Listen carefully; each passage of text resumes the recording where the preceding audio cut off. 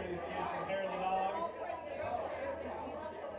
I know. I had to go to work today. That shit would have been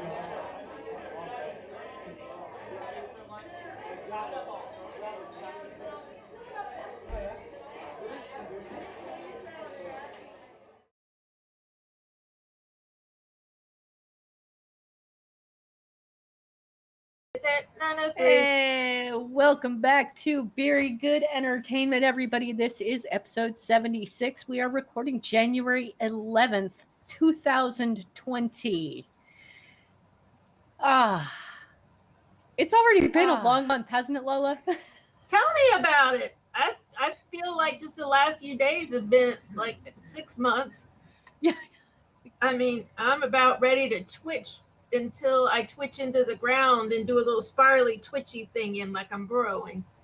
I figured we'd get all our moments of non-zen, like, out of the way, like, right now, you know. I've got so many.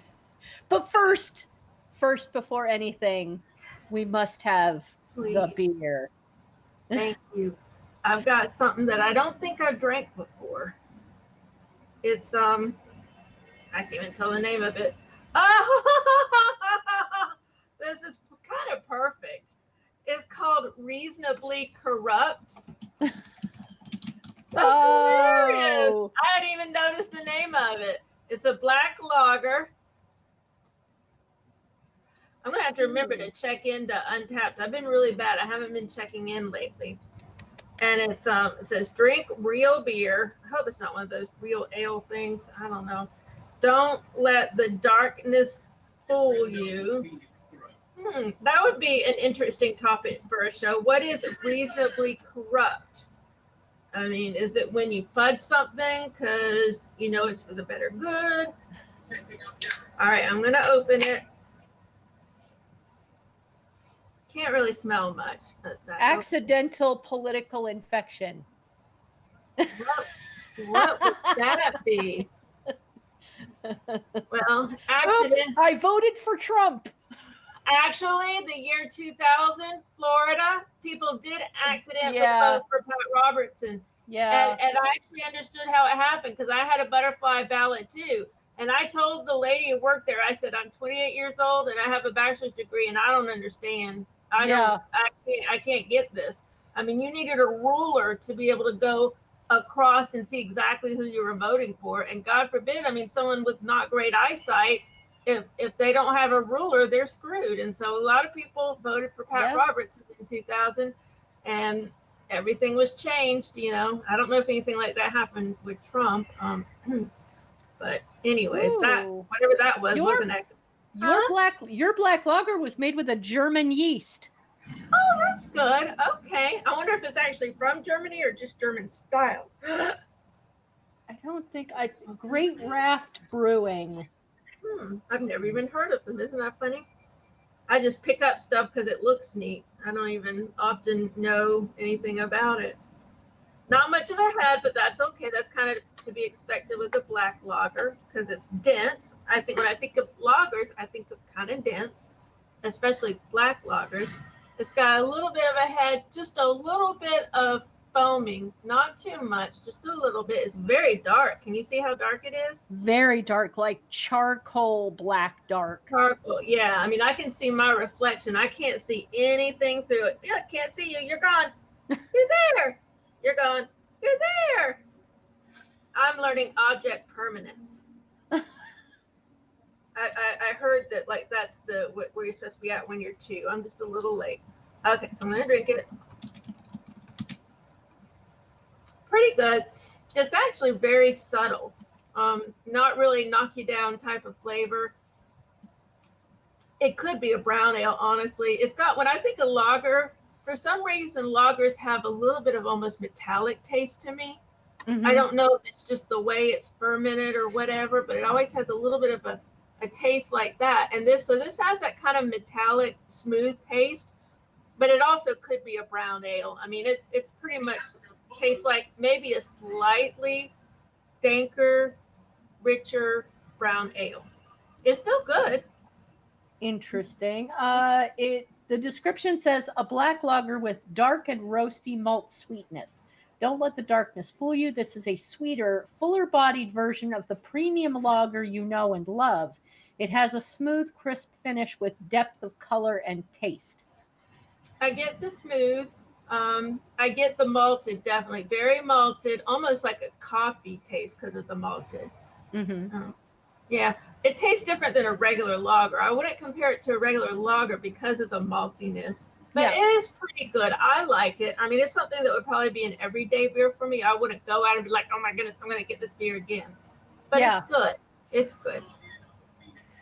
Well, I actually found my beer by Facebook. Oh, I didn't know they delivered beer. No. Bayway Market advertises the beers that they get in. Okay. So I noticed, the first thing I noticed just scrolling through Facebook was, oh, Oscar Blues. And then I went, oh, it's Bayway Market.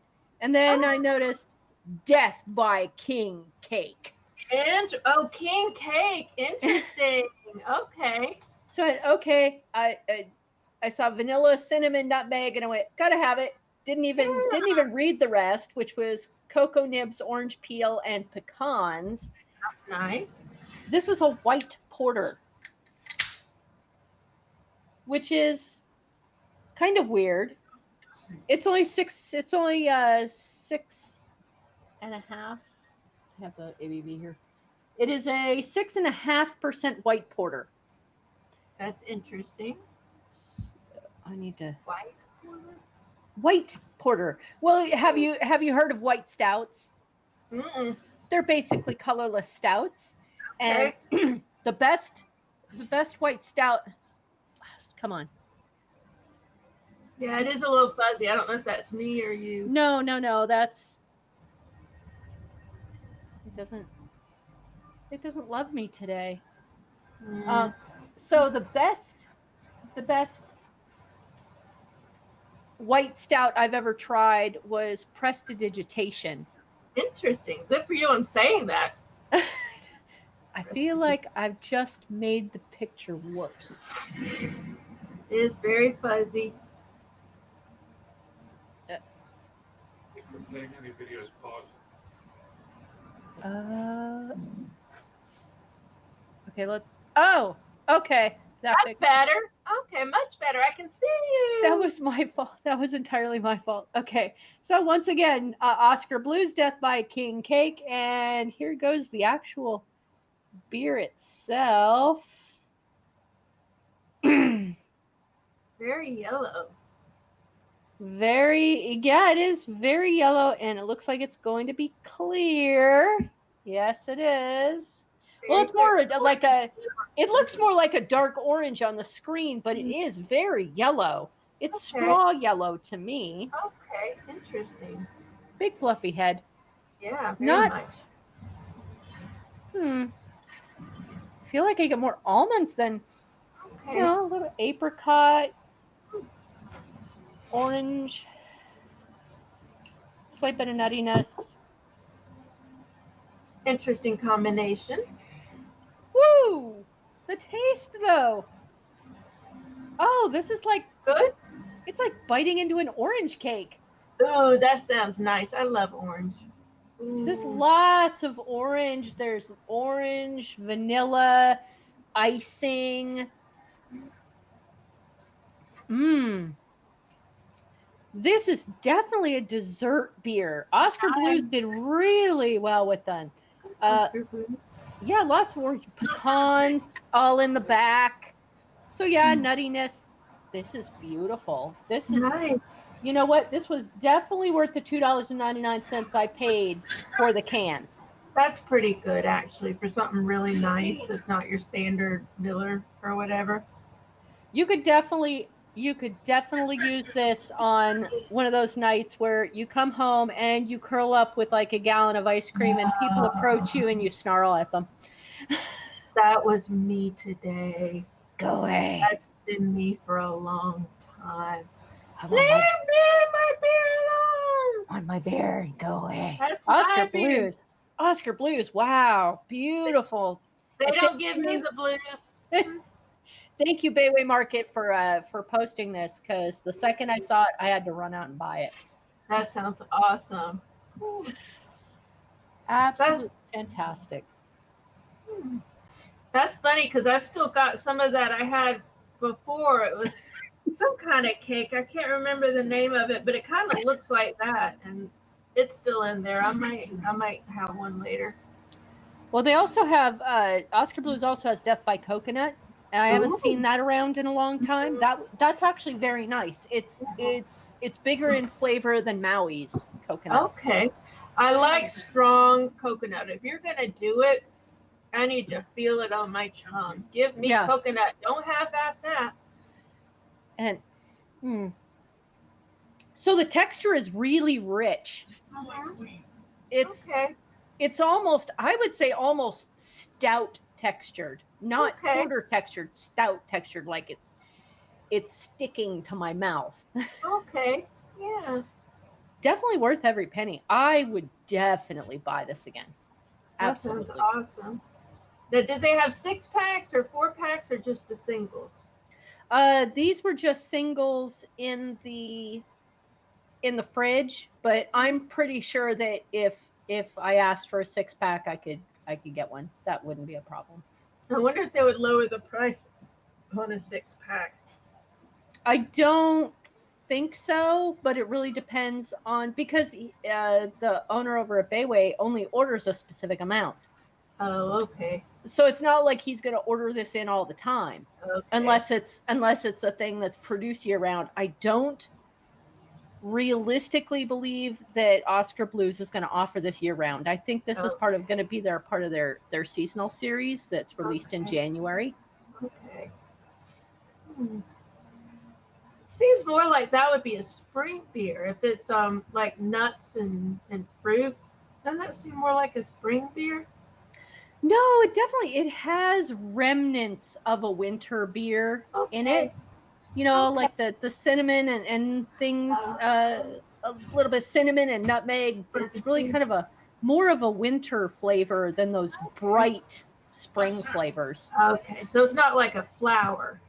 No, it's not flowery at all. It's rich. It's very rich, very sweet, very, settle into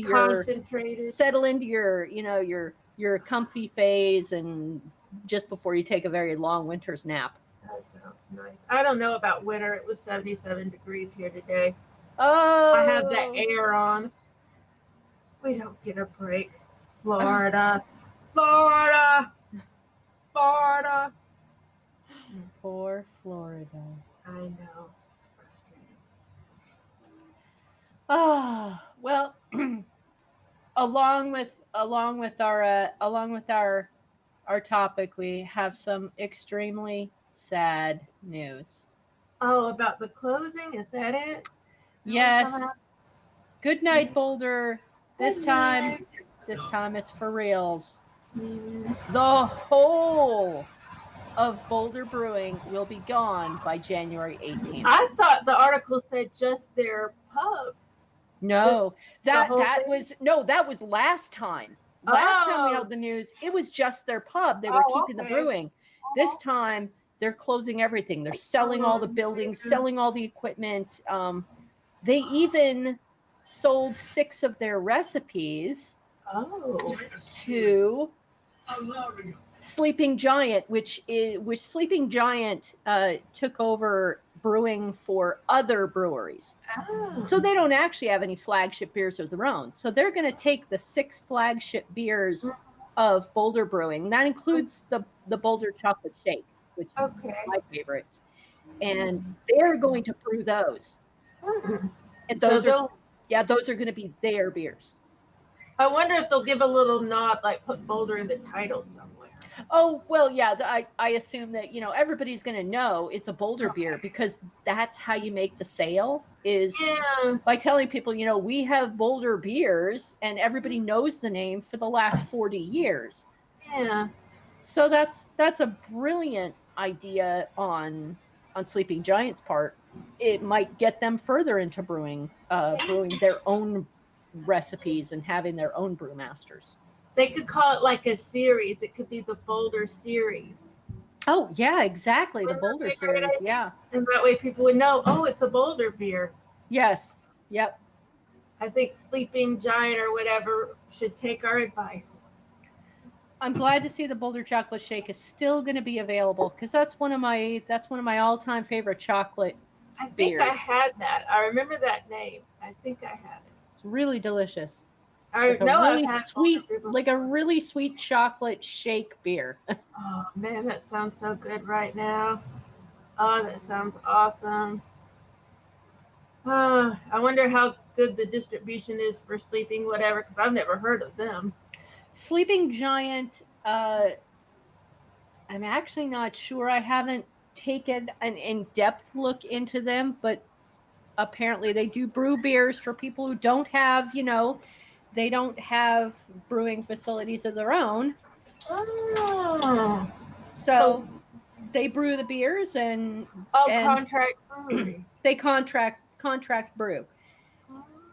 They're out of Denver. Yeah.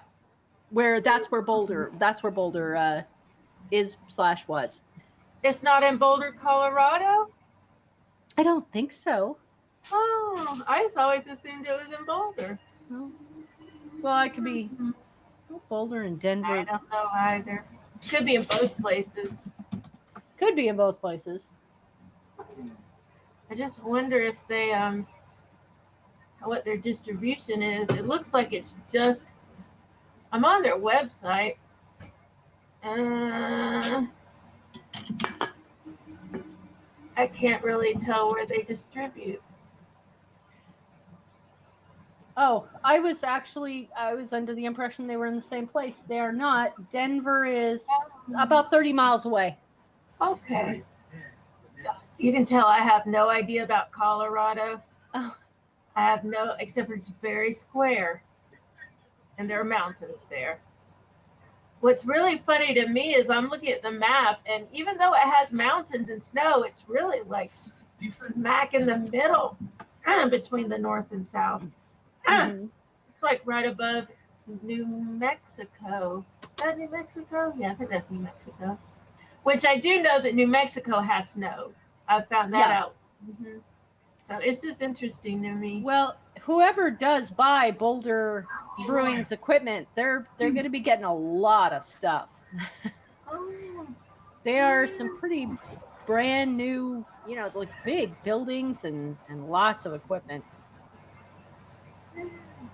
I'm still trying to figure out if they come down here. Their map has Florida as a dark blue, so that may mean that they come down here. Maybe they come down here to contract brew.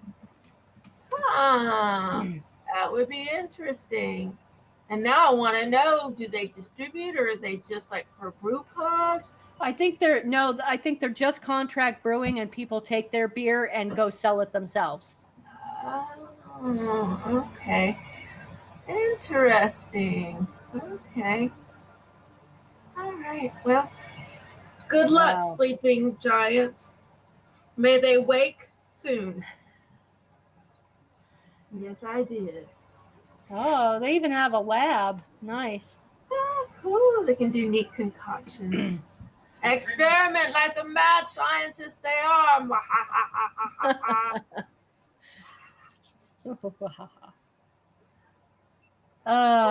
Well, they do can, bottle, and keg. I'm on their website. I'm sorry. They do. Good night, Boulder.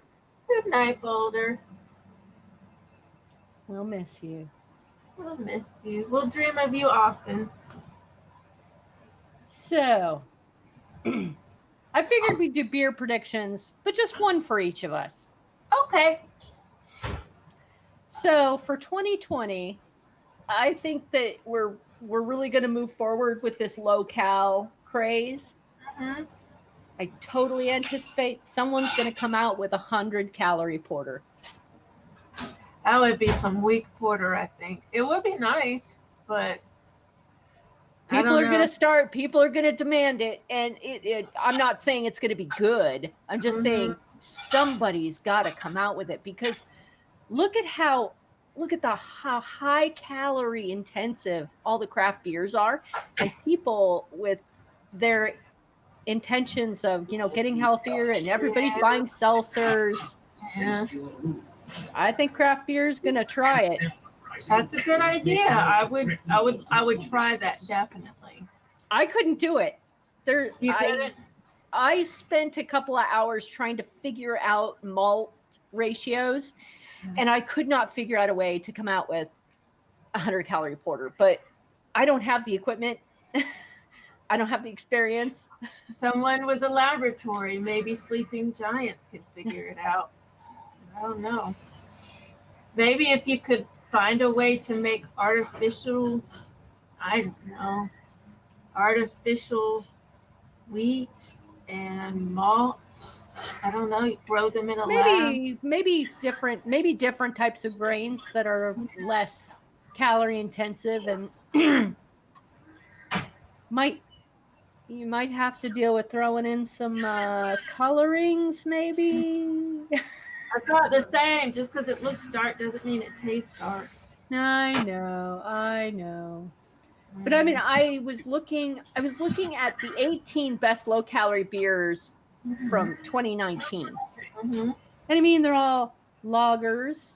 Ballast Point came out with a lager. Boston Beer came out with Sam Light. Even Deschutes is only 99 calories, and I see that everywhere here. Really? And it's really nice. It's actually really nice. I might try that.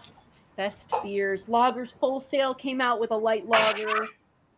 There's even a black lager that's only 120 calories. That's not too bad. Now I wonder how many calories this is. I don't think it says. Wheat beers are obviously, pretty light on calories. Yeah, light on taste, light on everything. Kolsch's, apricot pales. I mean, all the rest they're pretty much light ales. Mm-hmm. But I'd love to see a darker beer try to challenge the status quo. That would be nice. That would be cool. How about you? More female-led breweries and brewers. Excellent. Do you think it'll happen on your side of the coast, or is it? Well, I know. I mean, I read articles about some people like on the East Coast, but more like the Mid-Atlantic and Northeast. All the places I've seen here are pretty masculine heavy. So I don't know if it would happen in Jacksonville, but maybe up a little northeast, probably.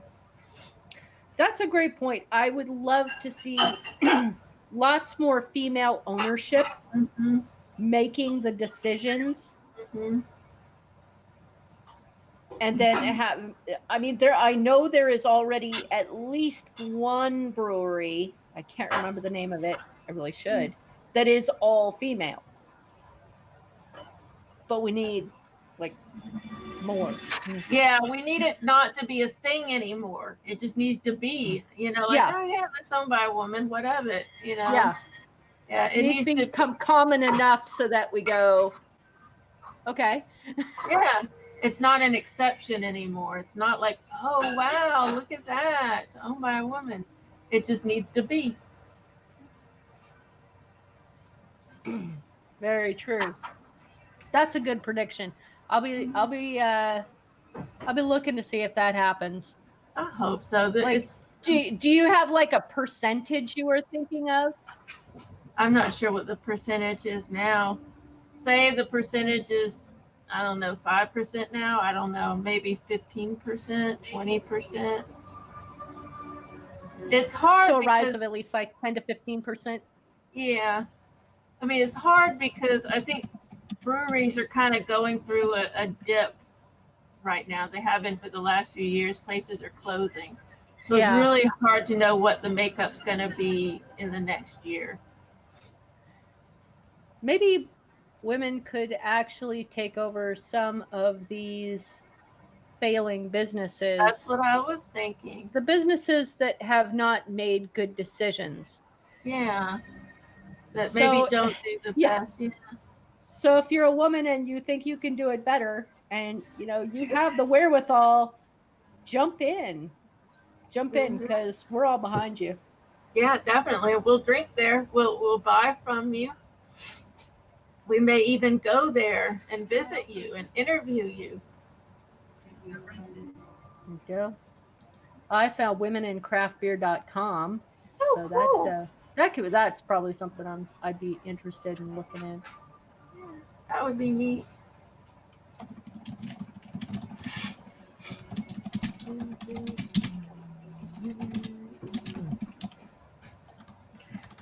There we go. Wow. So it's it's been kind of a quiet, like you said, like breweries are kind of going down. So I haven't had the flood of beer news Yeah. that I have in the past. And Plus, a lot of it's winter, and there are probably not as many events, I would think, in the winter. very true. And a lot of the news that I have seen is rehashing of the same stuff. I saw the Boulder news on 3 different sites, the same news on 3 different sites. Same thing. Yeah. We have hit, I wouldn't say a ceiling, but maybe a wall. Yeah. What do they call that? Like when it's washed out. There's a word I'm thinking of that I can't quite get right now. But saturation. Saturation. Yes. Yeah, we've kind of hit saturation, I'm afraid, and I guess it's got to recede a little bit. True, and people are looking for those healthier alternatives. So Plus cheaper. I think a lot of people I know are going for the less expensive alternatives too. Oh, absolutely less expensive. I mean, I've done it too. I've done it too. Yeah, I know what you drink. You know, You've got the time. They've got the, you know what. I, in the past couple of days turned to Busch The Light. dark side. The Oh, dark Busch side. Light. Yes, turned to Busch Light because it was $10 less expensive. Yeah, it makes a difference. $10. That's a lot of money for me right now. I know. I understand. You have to make decisions. I mean, you have to eat too. Gotta pay rent. Gotta pay your utilities. It's just not a lot of extra money. Yeah. Gotta watch Star Wars. Yes, you gotta watch Star Wars. That's That's a must. That's like in the Declaration or something. The handbook for being American. You have to watch every Star Wars movie. On the big screen. On the big screen. Exactly. So, I paid my dues as American. I watched it. Nobody can call me not American. Exactly. We got our Star Wars watching done. We had to go on a Tuesday when it was only $5. We have that too on Tuesdays. It's $5. We used to do that. We haven't done it in a while. But yeah, it is a lot cheaper. I like $5. I wish they had other movies that I'd like for $5. Unfortunately, like all the rest of them are like Frozen and yeah. Not something I really want to watch in the theater. No. But there's a new movie called Underwater that started. It sounds like some kind of sci-fi thing, but I may wait till it comes out streaming. I mean, having crappy movies is annoying, but it's never really gotten me too upset because I think I can ignore it because I have Netflix. I was gonna say we have Netflix and Amazon, and there's so much BritBox between those two. And BritBox. So I'm so behind on everything.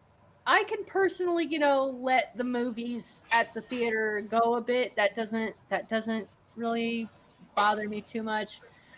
But other aspects of life really like meltdown type. Yeah, I've had plenty of meltdowns in my life. So I think my ultimate meltdown moment, now that I'm actually reading over it sounds really silly. It doesn't sound silly if it felt real. So I when I plan something, especially for a large portion of family, like, family has to come into town for things. And people automatically start offering to pay. I don't know.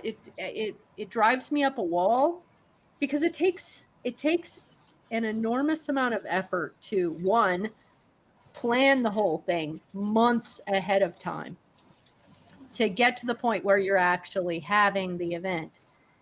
And then to just have somebody walk in and start, throwing money at the situation instead of recognizing, look, I mean, now it's one thing if I ask for compensation, but if I've already paid for everything, and I specify, enjoy yourselves, it's all paid for. Having somebody say, just throw money at it, that takes me out of my headspace and makes me feel like what I did didn't matter. Yeah. Does that seem petty to you? Now that I say it, it sounds really petty, but I feel like I'm worth like that much in the entire world after that happens. You want them to be more engaged with what you did. Yeah. Is that right? Yeah. Like I don't want them to offer me money. Just say thank you. Well, I think everyone wants that. I mean, you've given them your time and your money. You just want acknowledgement. That's all. Otherwise, you're just doing it to yourself. And yeah, I'm sure you're proud of what you did, but it's still kind of hollow because it's just you. Yeah.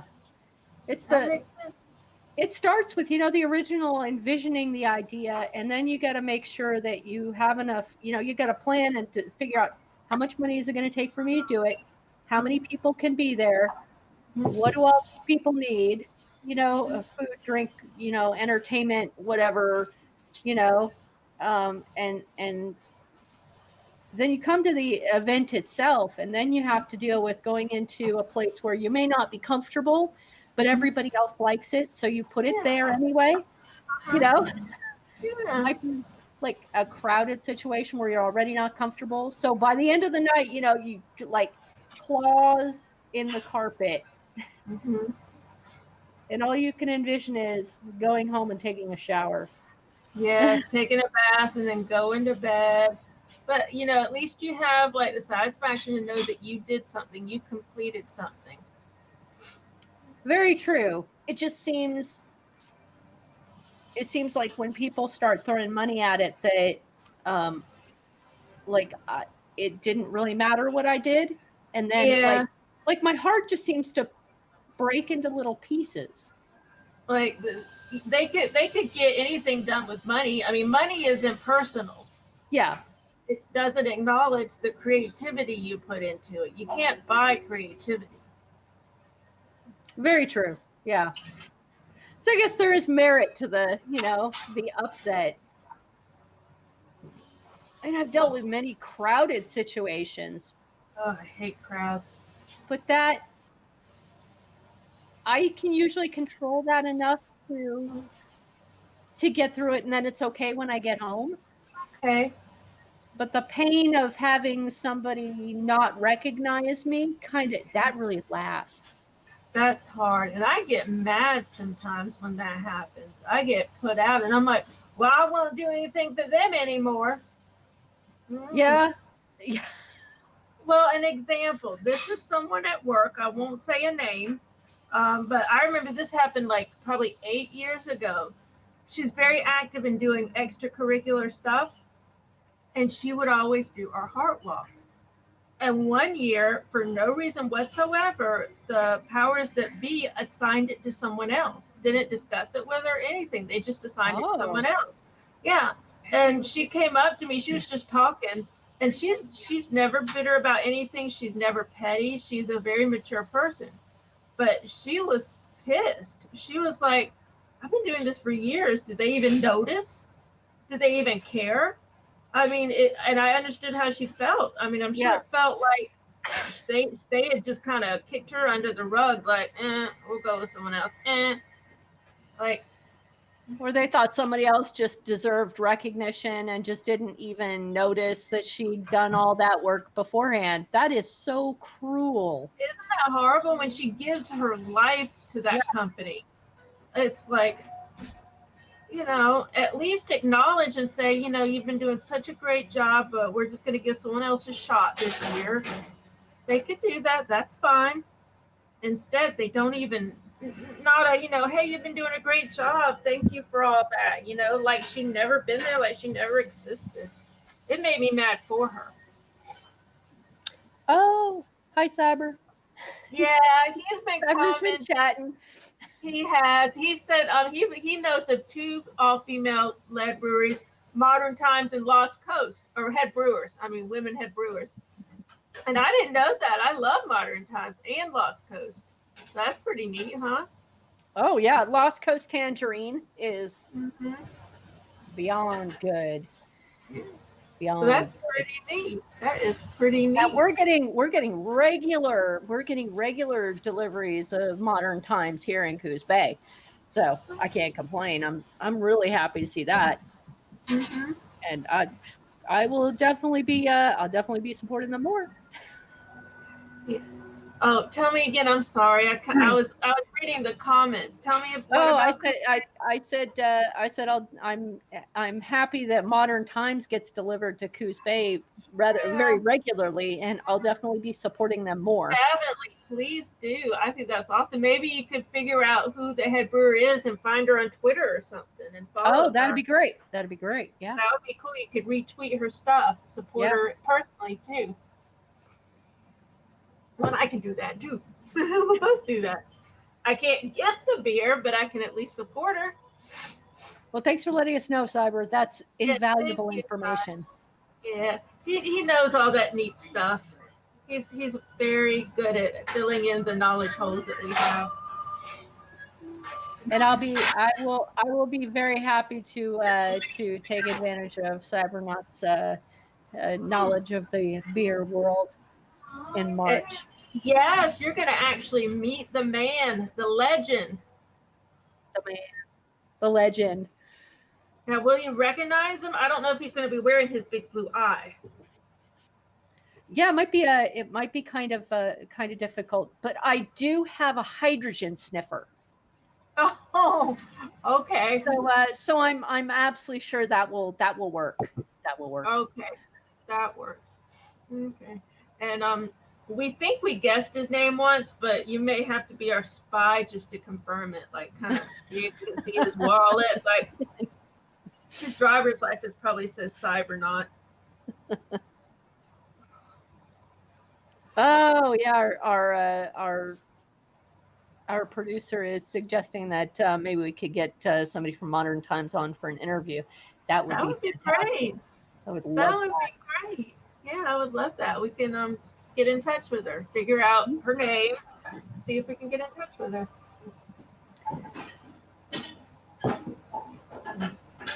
So you said your week was really, has this been your meltdown point?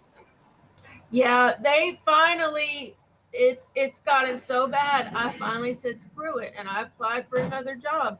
And that's hard for me because, I have anxiety. So it's really hard for me to interview for jobs, to meet new people, go new places, all that. I mean, I'm very kind of Asperger's, I think, but I'm definitely, I call it, oh gosh, what do you call it when you don't want to go outside? My brain is just melting on me. Oh, yes, that. What do you call it? Yes, I had that for quite a while. What do you call it, Cy? Agoraphobia. Agoraphobia. Yes. Yeah.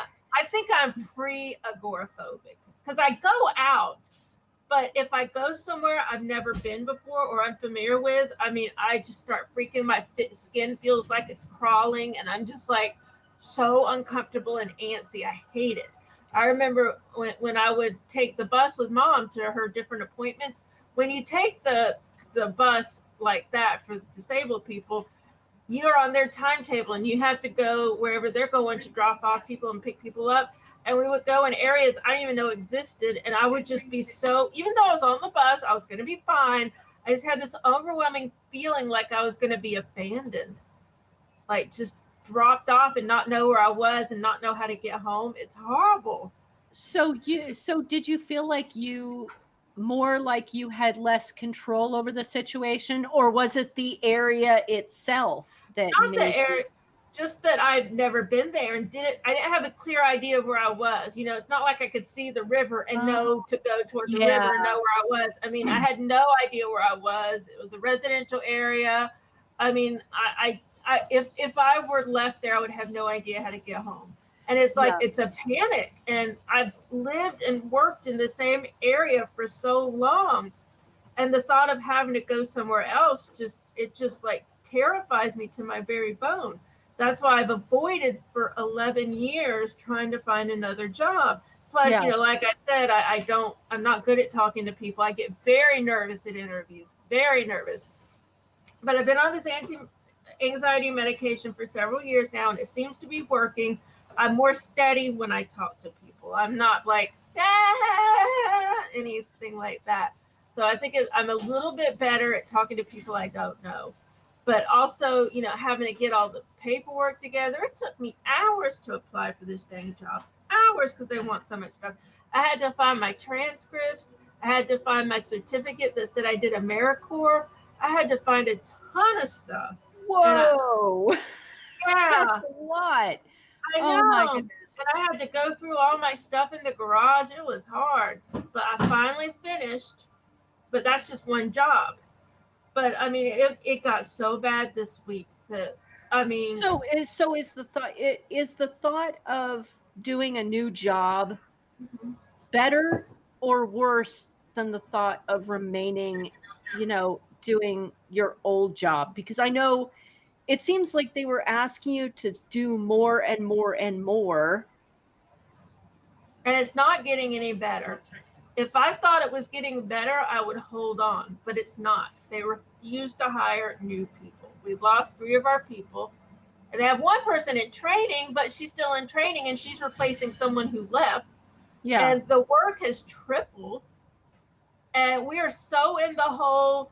I remember one woman, she's such a sweet girl. She's so nice, but she got so frustrated that she started yelling out F, F, F. And this is a very Christian lady. My goodness. F, F, F. I mean, and I was so surprised. And I was like, and you know, I yelled her name and I rushed over. And I was like, shh, because another person got reprimanded by HR for cussing. So it's just like, shh, relax, you know, relax. And, you know, I think I told you a few weeks ago, this one man, I thought he rage quit because he started talking about how they treat me like I'm a 2-year-old. I'm not a 2-year-old. Yeah. And he ran out and didn't come back. And I thought he rage quit, but then he came back the next day.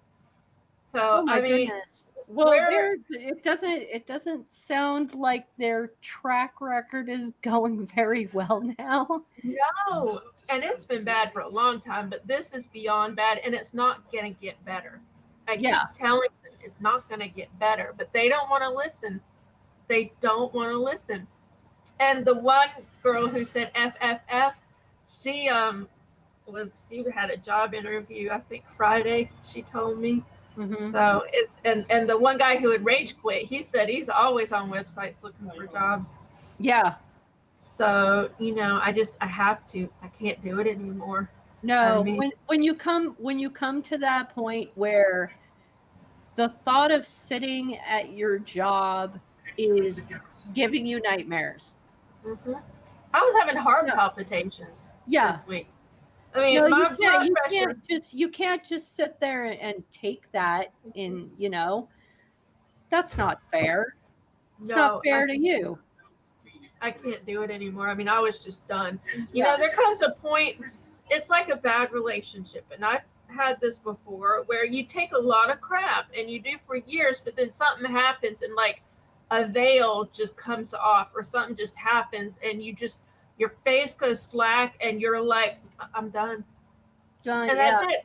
You're just done. That's it. Yep. And I'm at that point, I'm like, I'm done. No theatrics, no yelling, no crying, just I'm done. Yeah. That's it. So I need to get out of there. Plus, if I get a civilian job, there's more job security.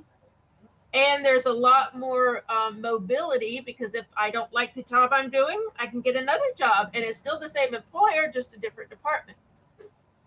And I'm absolutely sure there are a lot of people out there right now thinking, new year, why am I allowing this boss, corporation, blah, blah, blah, to take advantage of me anymore? Right. This They still go right. on vacations. They go on nice vacations. The higher ups, they go on nice vacations, and they laugh. This is another thing that really just pushes the knife in. I hear people laughing, playing games, and just having a grand old time, and we're sitting there hyperventilating and stressing and just plowing through the work as fast as we can. Yeah. It's so despair. And I'm like, no, I'm tired of living my life for other people. I'm tired of it. Yeah. And I don't want to die early. No, absolutely not. I don't want to give my whole life to someone else. This is ridiculous. Well, that is entirely an unacceptable situation, and I'm very glad that you're taking it into your hands. You're taking the reins between both hands. But I totally understand the discomfort with interviewing. So much. And they always ask you questions. Oh, they always ask you like the worst questions. And I'm like, I don't know, man. What do you think is your most challenging attribute? That I have to sit here and listen to this crap? Exactly. Try not to tell you what a gigantic bleep you are. And there's so many like hoops. Like I've been thinking about all the questions they'll ask. They'll ask, why are you leaving your company? Well, you can't tell them the truth. You can't tell them they suck and I'm tired of bleeding for them and all this stuff. So I'm probably going to tell them job security, because it is true. When you're a civilian employee, the Navy's probably not going anywhere. They'll still be the Navy. Whereas when you're a contractor, you don't know. You don't know if your contract's still going to be there. So I'll probably tell them job security, because that is true. It's not the whole truth, but it is true. It's weird because we used to think of government jobs as being the secure, the secure job, the best you could possibly get. And that's simply not true anymore. Yeah, I mean, it can be if you're a civilian employee. See, I'm a contractor right now. Mm-hmm. And so my job, well, first of all, my job is dependent upon the contract getting renewed. But even within that, the contract can get renewed, but my particular job could be cut. And my job could be cut any day, at any minute. I mean, there is no guarantee. Well, I'm actually not sure. It sounds like with the amount of work that they're expecting, it doesn't seem like they could cut you and survive. I mean, what are they going to do? They have an AI available that could do your job? I mean, but that's the thing. That's one of the things that irks me at where I work is when I try to say these things, someone always comes up with some stupid, silly, placating answer that's not true. And in this case, whenever I say, the website isn't working, everything's crashing, a certain person always says, well, that's job security. And finally I said, it's not, because if they decide that this website just isn't working, they could shelve the website and build a new one with a different contractor, or maybe one that actually works and doesn't need a whole team to support it. So it's not job security. No, it's not. Not unless you're the one doing the website. But even then, I mean, if the website is not working, then they might shelve the programmers, the people who support it, anyone who has anything to do with it. If it's bad enough, they may choose to start over and say, Well, we're hire going a with whole new company. a whole new thing from the ground up. Yeah, that is true. That's true. Yeah, so it's not job security. And the person said it so much, and I would bite my tongue. And finally, the last time this person said it, I didn't bite my tongue. I told the truth because it's the truth. Yeah. It's just frustrating. And, I know there's not a whole lot they can do because they are contractors. We work, we're contractors, so we don't, the powers that be don't dictate the terms of the contract. So they're in a bind too. But all I'm asking for is people to say, we know. We understand. It sucks. Here, have a banky. Something. That's all I'm looking for. I'm not expecting miracles. I would just like for someone to say, you know what? Can I get you a Starbucks? I know it's been such a rough day. Or just tell you, do the work you can handle, and we're not going to expect you to do the work that you can't handle. We're not going to fire you for not doing all this overload. They have been. I mean, I will give them that. They haven't. They've laxed the timelines, whatever I'm trying to say, the deadlines and everything. They've laxed that. They have been good at that. But it doesn't stop the people from calling and saying, I sent you a ticket 2 weeks ago, or you said you were going to do this for me a week ago. And it's still overwhelming because you have all these people calling and emailing and saying, you said you didn't, I need this, I need that, I need that. Yeah. And it just doesn't stop that pressure. Yeah, it piles up and piles up. Yeah. It does. Yeah. And people mad at me because something's not working. It doesn't stop that pressure. That's why I said, I know there's not a whole lot they can do about it, but I would just like some acknowledgement. Instead, whenever I broach the subject, they say, oh, well, we looked at the statistics and the team actually isn't getting that many more phone calls than they did last year. Well, that doesn't help. Well, and when my supervisor said that, I said, are they taking into account that we have 3 less people than we did last year? And she did not answer me. She looked away. Yeah. There you go. And then when I went to the executives and told him everything, he said, oh, well, I'll see if I can get some reports. Crickets. And then finally, like a week ago, he said, oh, I've got those numbers for you. All jovial, like, oh, I've got those numbers for you. And I wanted to say, I said I'm dying. I told him, I said, we're dying. I told him that. And he's all jovial, oh, I've got those numbers for you. And then crickets. That was like a week ago. Yeah. And that's why I'm like, I'm done. I am done. They can't even acknowledge that there's a problem. If they won't acknowledge that there's a problem, it's not going to get fixed. No, it won't get fixed. Okay. And then you have to just move on. Yeah, and that's what I'm doing. Yeah. So it actually sounds like you could use this beer even more than I could. Which one is that? This is Black Boss Porter. Ooh, pretty. I like that. Okay. It's from Poland. The ritual is prepared.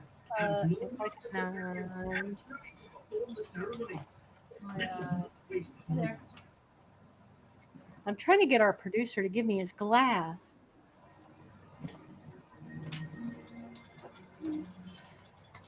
Black Boss Porter is 9.4%. It is a Baltic porter. This is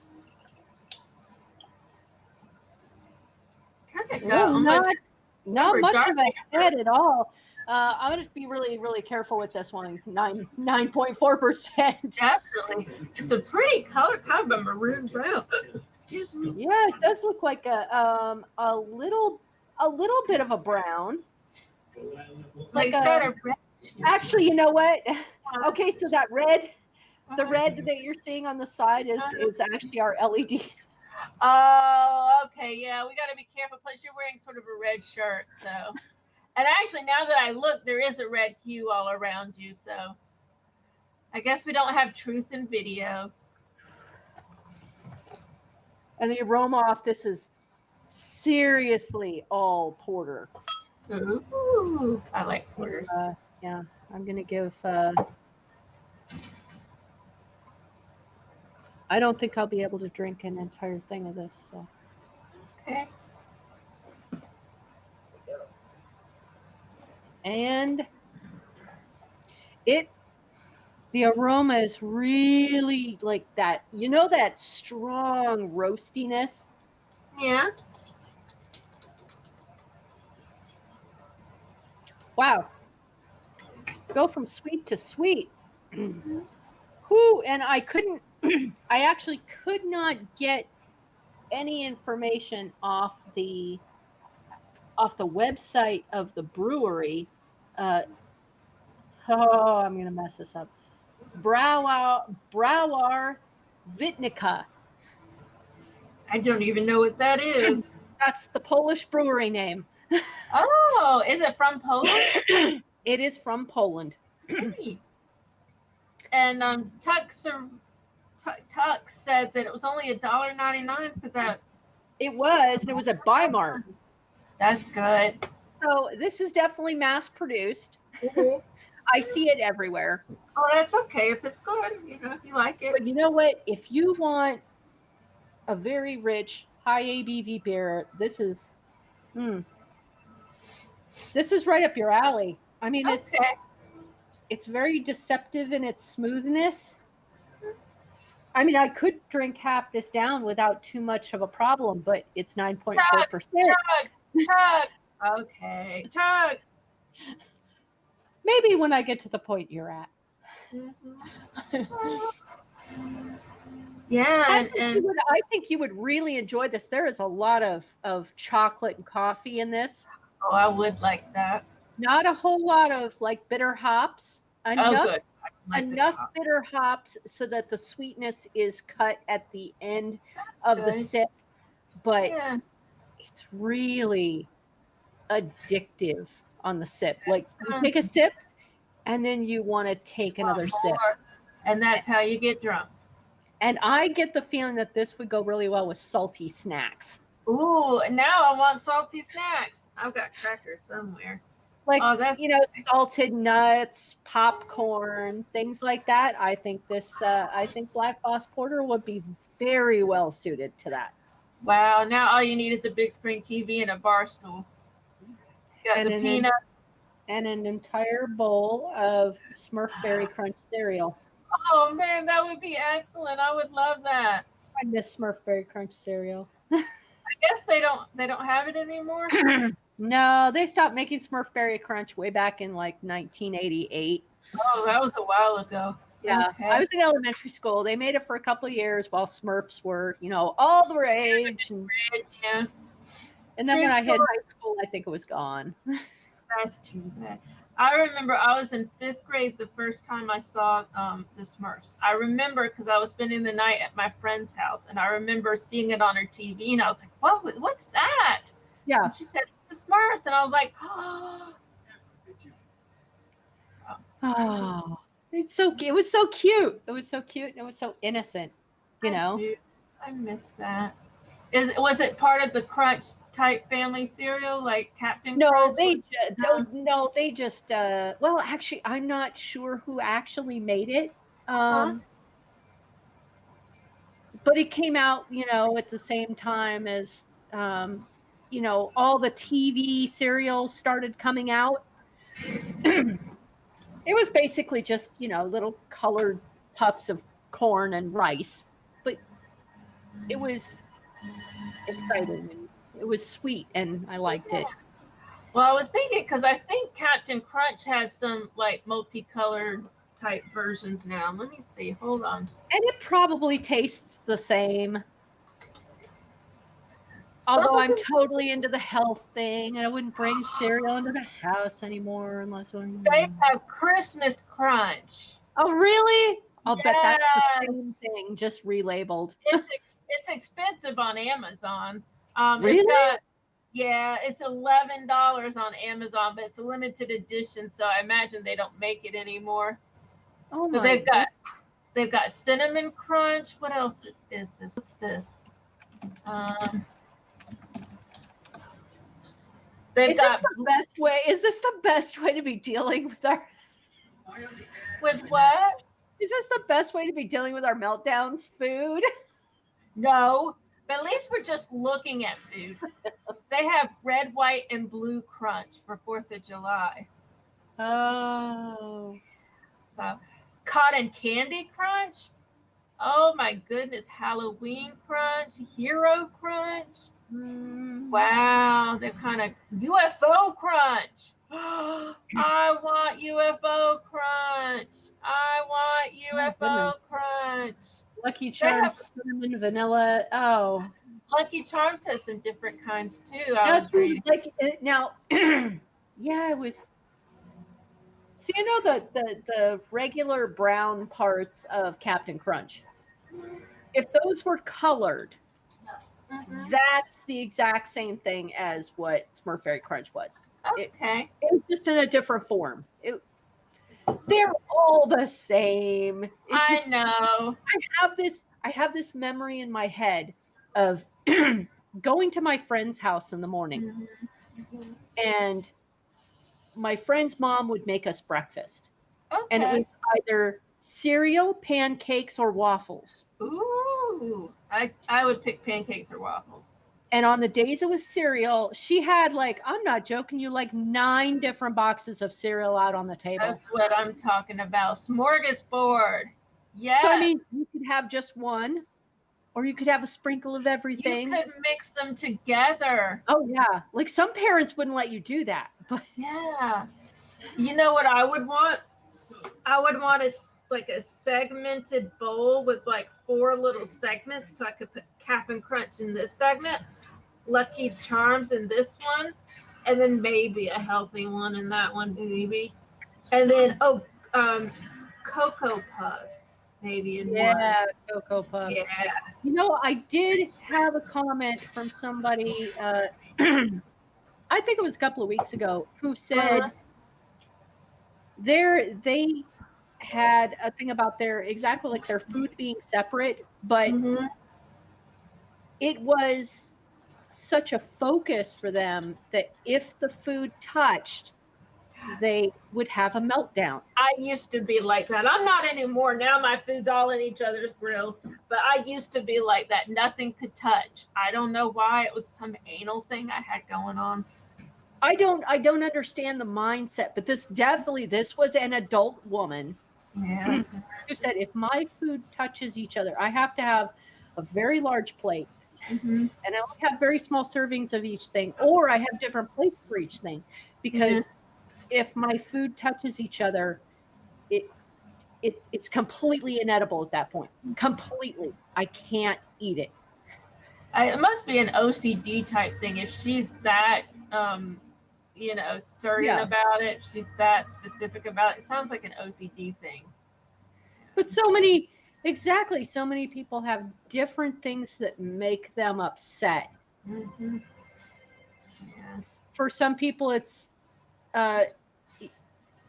time sensitive things, like if the movie starts late, if a plane leaves late, if somebody doesn't show up to an appointment on time. If someone's late, I get annoyed. I get aggrieved if someone's late, unless they have a really good reason. I get extremely anxious at the dentist, but I can't say that it's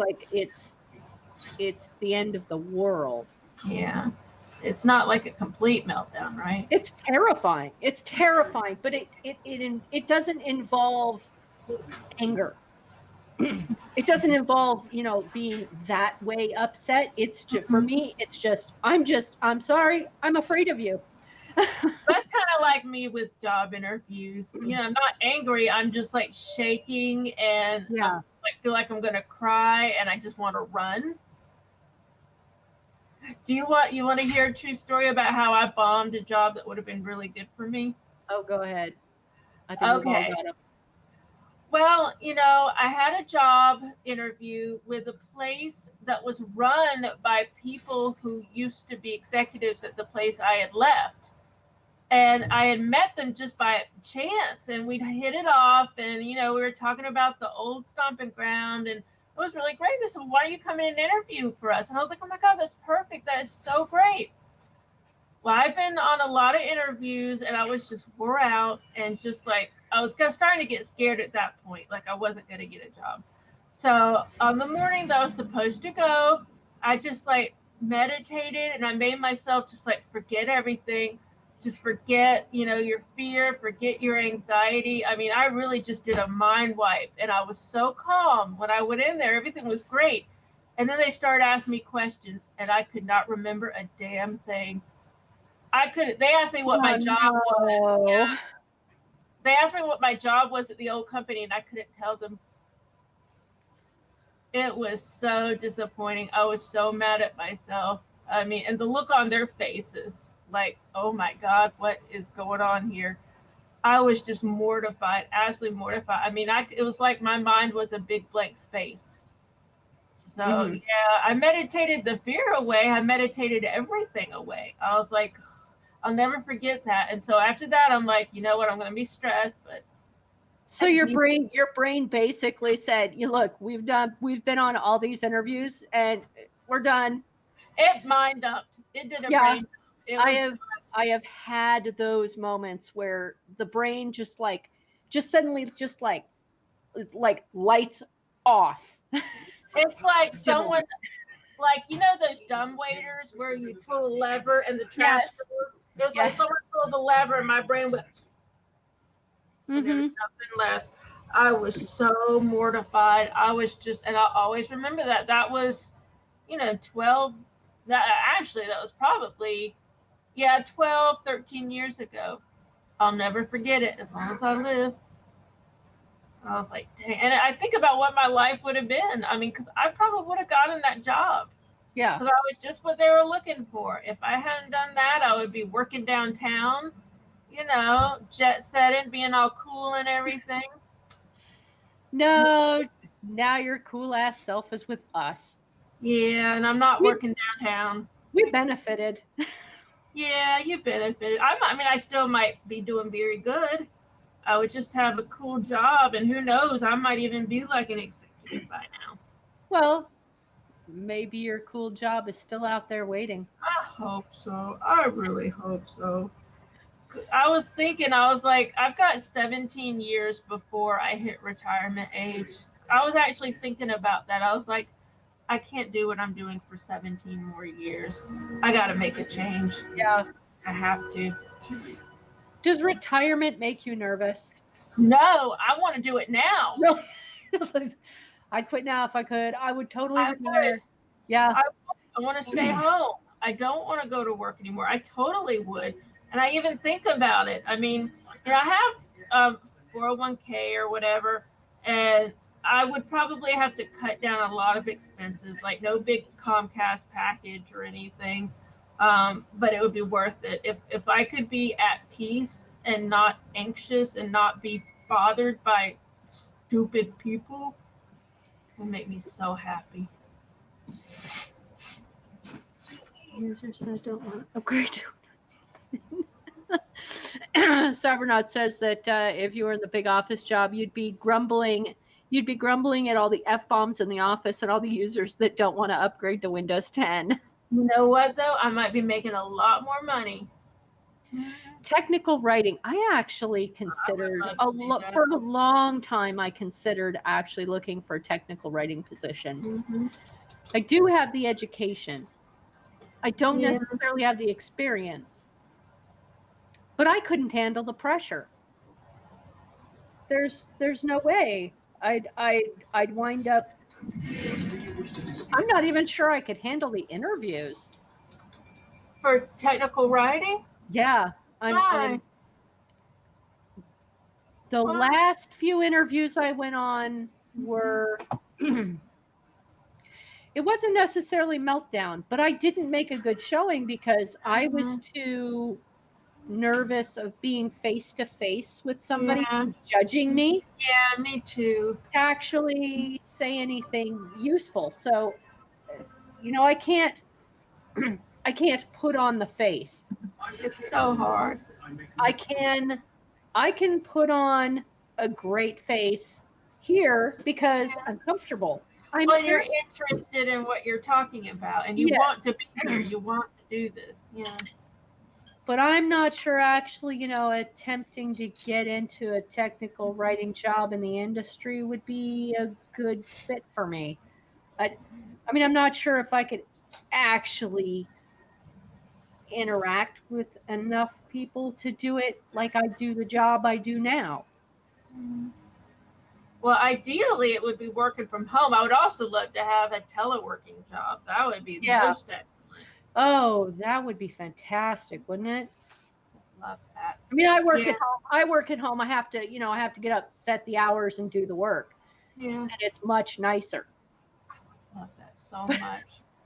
Because I don't have a car, and so a big stress in my life is how am I going to get to work? Well, that might be something you could look at then.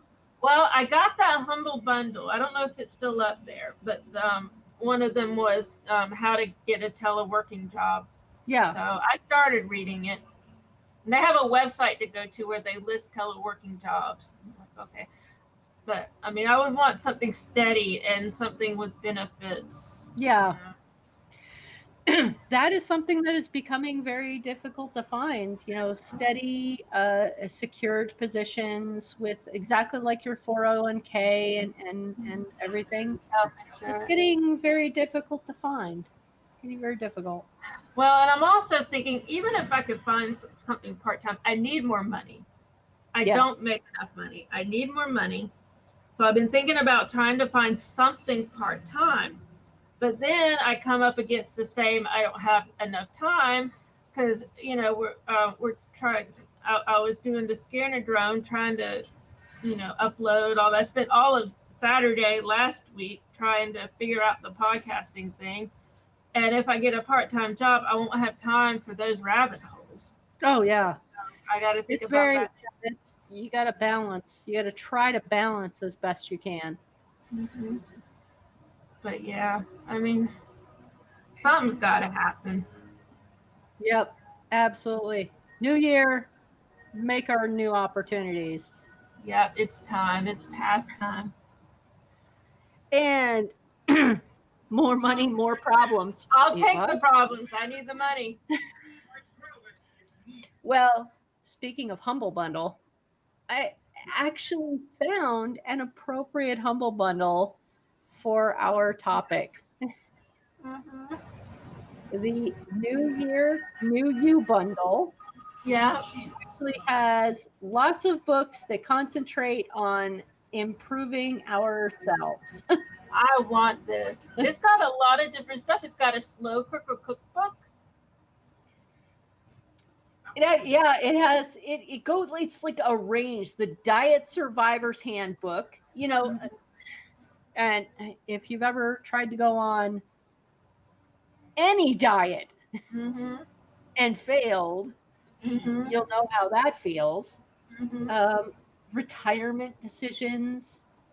If you're looking to, get through depression, or even if you're a writer, if you're a writer, there are, I believe, at least 2, if not more than 4 books. The Successful Novelist, The Well-Spoken Thesaurus. There's lots of stuff about health. How to Get a Literary Agent. There we go. How to Get a Literary Agent. I'm very interested in that one. Yeah, I used to read books like that, but then I kind of gave up. I was just like, I'm just gonna do my own. That's why I started self-publishing. It's a difficult path, but there are anxiety books in here. Your playlist can change your life. I'm not sure what that is. I wonder if that's like how you can change your music list. Oh yeah.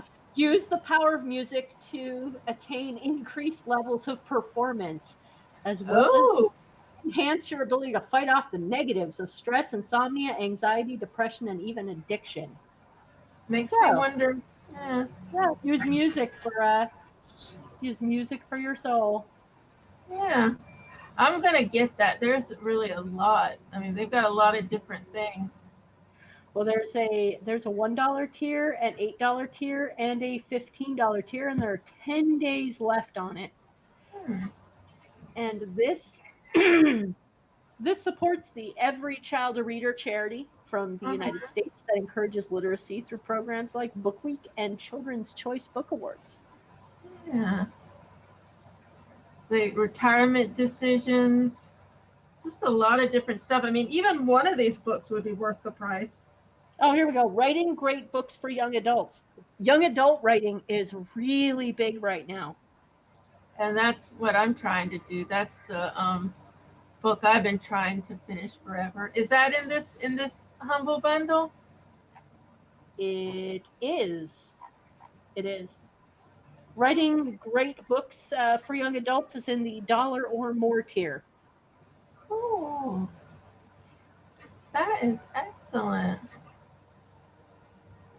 And as always, if you click on our links, which I am going to post on Twitter right now, it helps pay for our costs here on Beery Good Entertainment, such as our server space and making sure this podcast gets out to you.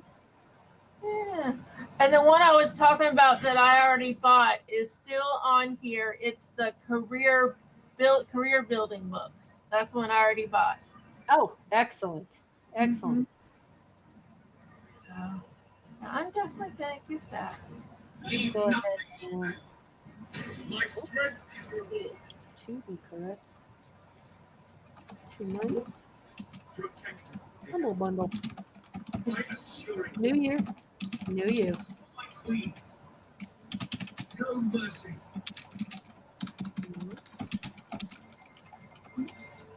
There we go. Wow. Okay. And that one's out on Twitter, and I will make sure. And you said the bundle you were looking at was still out. Well, it's the one I already bought. It's called Career Building. What is my password? I'm trying to pay with Amazon.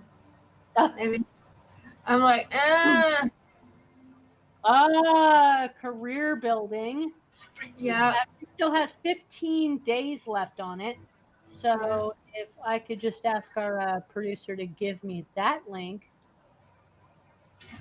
I will go ahead and put that in. I have to look up my PayPal. Let me see if it's gonna log me in. Okay, it logged me in. And I'm gonna use Career building. It includes books like Better Sentence Writing in 30 Minutes a Day, Work at Home Now. That's the one I got it for that. Business Etiquette, Better Grammar in 30 Minutes a Day. I'm pretty sure that almost everybody on the planet could use that one. Yeah, definitely. Let's be realistic. Everybody who needs English grammar in 30 minutes a day. Yeah. Oh, there's one Get Crafty. Knitting, sewing, and crafting. I used to crochet. I don't anymore. Oh my God, there's one about terrariums. Oh, really? Yeah. Oh, home decor. The repurposed library. Oh, how cute. I just love Humble Bundle. I just love it so much. Japanese stitches. Crochet every way. I just love Humble Bundle so much.